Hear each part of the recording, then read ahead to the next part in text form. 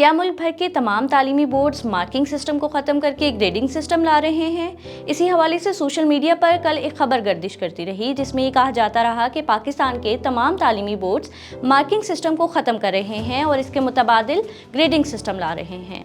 लेकिन क्या ये खबर वाकई दुरुस्त है? और अगर ऐसा है भी तो ये निज़ाम कब से शुरू होगा? फेडरल बोर्ड की जानिब से जब इसकी तस्दीक की गई तो उनका ये कहना था कि ये खबर बिल्कुल दुरुस्त है कि मुल्क में मार्किंग सिस्टम के बजाय ग्रेडिंग सिस्टम की शुरुआत की जा रही है।